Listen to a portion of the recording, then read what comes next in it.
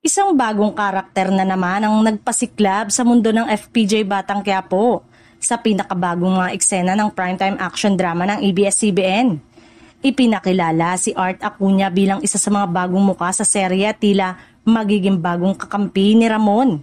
Sa isang intense na confrontation scene, makikitang nagharap si Ramon at ang karakter ni Art Acuña sa isang tensyosong pag-uusap. Dito lalong uminting ang hinala ng mga manonood na posibleng magsanib puwersa ang dalawang karakter laban sa mga bagong kalaban sa Quiapo.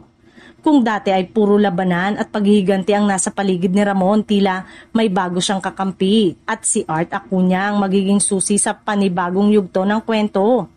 Maraming netizen ang nagpakita ng excitement sa pagpasok ni Art Acuña, kilala sa mga intense at matitinding karakter sa mga pelikula at teleserye.